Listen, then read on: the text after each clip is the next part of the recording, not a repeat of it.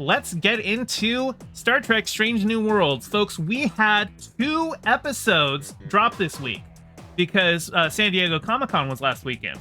And at the Star Trek panel, they premiered early the crossover episode with Lower Decks. Then, as soon as it had premiered at SDCC, they just went ahead and dropped it on Paramount Plus. So everyone got to see it on Sunday. And I had assumed, actually, initially that, that was going to be it, that they had just released this week's episode early. But no, I wake up today and I found out there is, in fact, another episode of Star Trek today. So we have a double feature to talk about.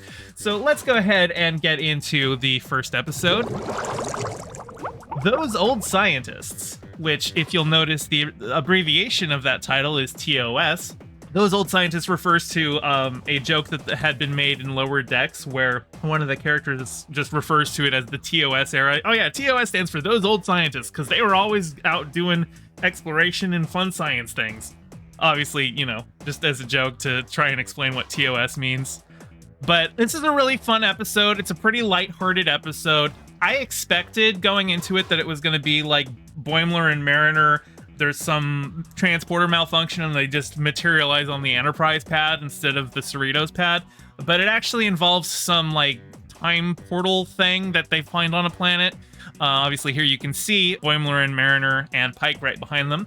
But yeah, it's just a situation where Boimler accidentally gets sucked into a time portal. And then, like, Mariner comes in a bit later because she's, trying to rescue him, even though when she comes through, he was just trying to get back. But, it's a situation where they have to deal with a couple of fanboying officers who have to be constantly reminded not to give away future knowledge, and they're really bad at it. But, like, it's basically kind of what you would expect. There's not a lot of stakes to it. Even the fact that they're telling people things about the future that they shouldn't, like, they tell number one that she's going to be the poster woman for Starfleet recruitment in the future, and they even like sort of try and hint to Pike that like he should spend more time with his crew because you never know how much time you've got left. And Pike's like, I know what you're hinting at and I already know.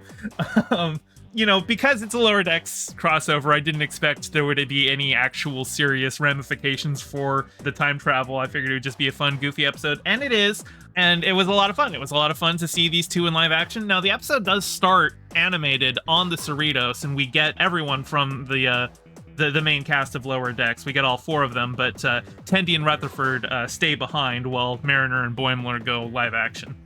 I wonder if it was just like a budget thing. They didn't want to pay for all 4 of them to come on, or if they were concerned that the actors who voice Rutherford and Tendi didn't look as much like their live action components. I don't really know much about the actress who voices Tendi. I don't know how much she looks like the cartoon version of her, but the guy who plays Rutherford, I think he looks enough like it. It would have been fine. Lucky Otter says they're both red shirts. Yes, indeed they are. However, they are red shirts from the 24th century.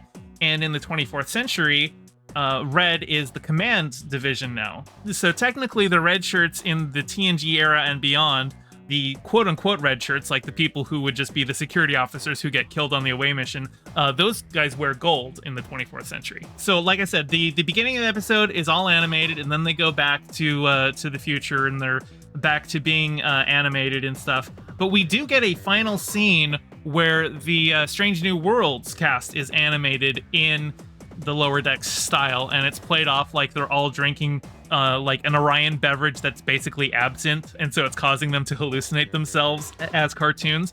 But one issue that I took with that is that they were animated in the Lower Decks style.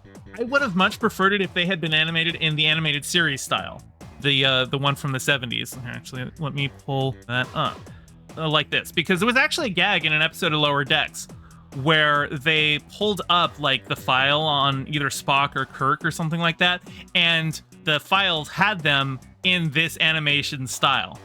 And I think it would have been funnier. I think it would have been a lot funnier if, since this is the same era, if they had just animated the Strange New Worlds crew like this for the last shot. But it's a minor thing. I can understand they wanted to keep the same style. I mean, obviously they were just hiring the Lower Decks animators to do this one additional shot. So keeping it in the same style, it makes sense. I think doing it like this would have been way funnier, though. But yeah, since we've got 2 episodes this week, this one was a fun, lighthearted romp. Obviously, you want to check it out. You don't need to have seen Lower Decks to enjoy it, although I'm actually working on like a video essay about Lower Decks and about how Lower Decks is kind of the most inaccessible of the Star Trek shows, because a lot of the jokes that it makes are heavily reliant on like knowing inside baseball.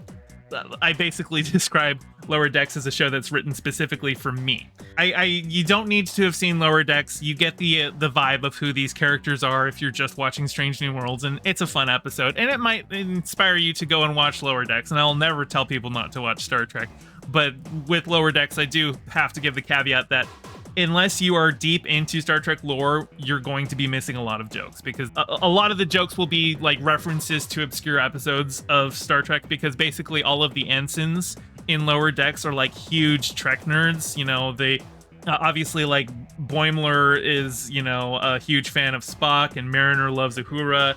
And there's even a moment in the episode where they needs to get a specific element that can't really be found in this century, but old starships in Starfleet used to be made with it.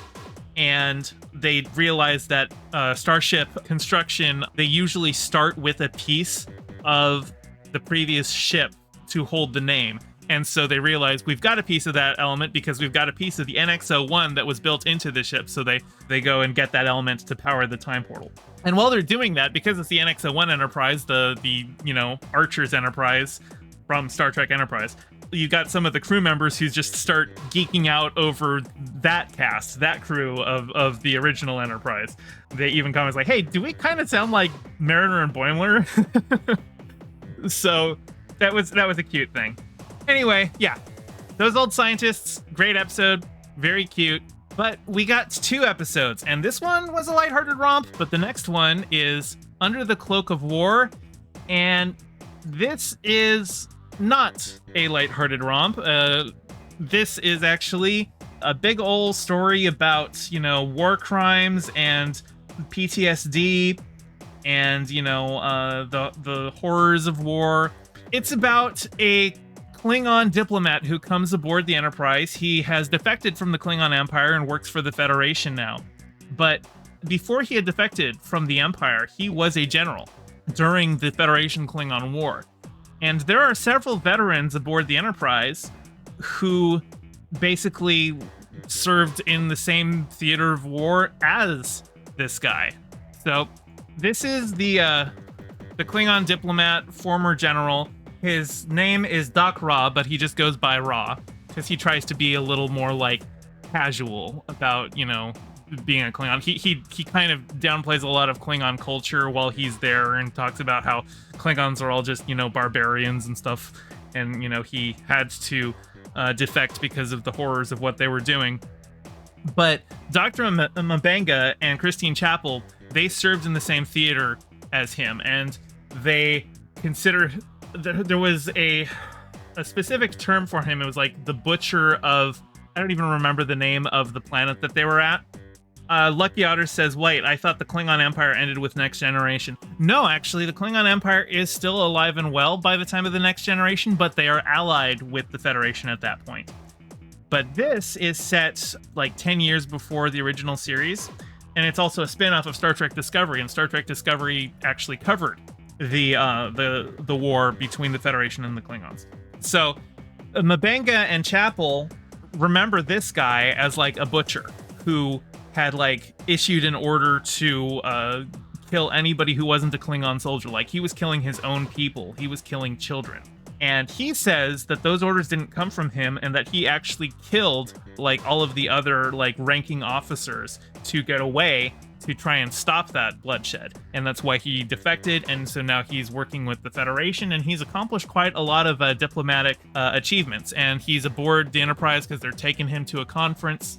But a lot of the episode is just flashing back to M'Benga and Chapel when they were, you know, serving like basically in a medic tent on the front lines of the war with this guy.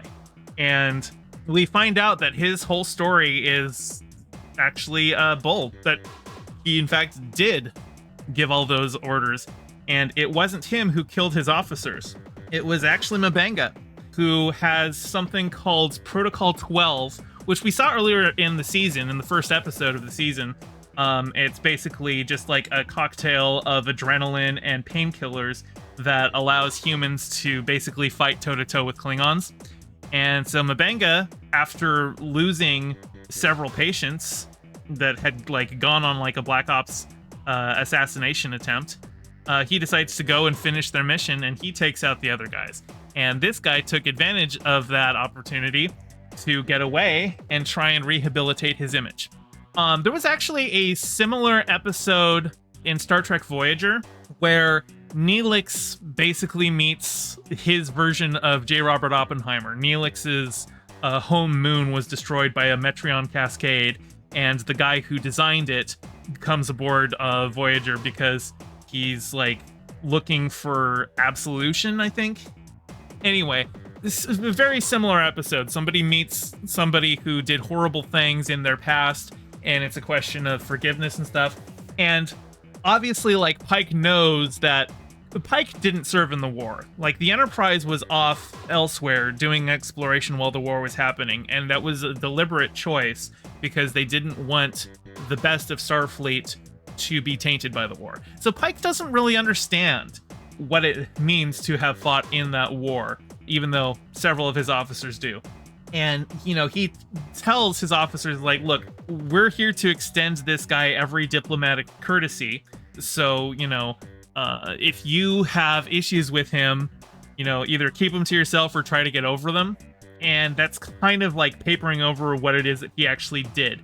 And M'Benga, you know, it talks about, he's like, look, I know that you have this like enlightened ideal of forgiveness, but at what point does that come at the cost of justice? I've already, you know, talked about some reveals of this episode, but I really think this is one that you should just watch to experience it. It's a pretty dark episode, but it's a really good one, and it really gives some deeper insight into M'Benga and what he has gone through. Now, another criticism that I've got of this episode is that another war veteran of the Klingon War is Erica Ortegas. And while she does have some choice words about the Klingon diplomat, I was like hoping that this was going to be one of her episodes.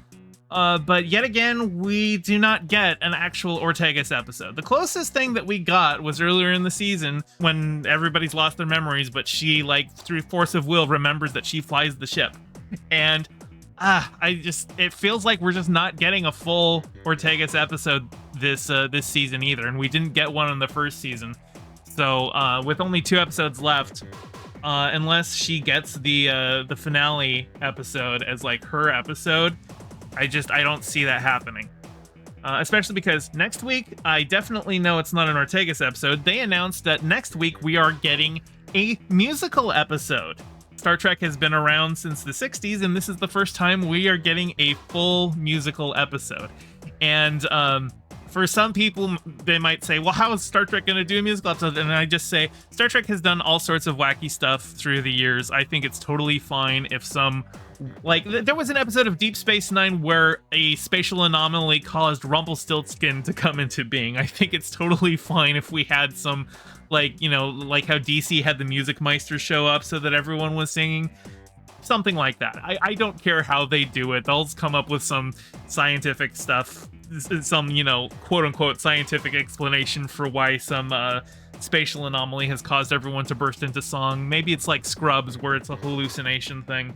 But I look forward to that. And then hopefully the season finale will focus on Ortegas. But until then, I'm just going to continue harping that we want more Tegas. Hey, thanks for watching. I'm trying to get my channel monetized, so your view means a lot. Don't forget to toss me a like and subscribe and ring the bell. I stream these reviews every Thursday at 5 p.m. Pacific, so catch me live and join in on the convo.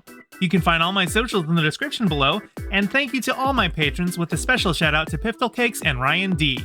Your support means the world. Catch you next time.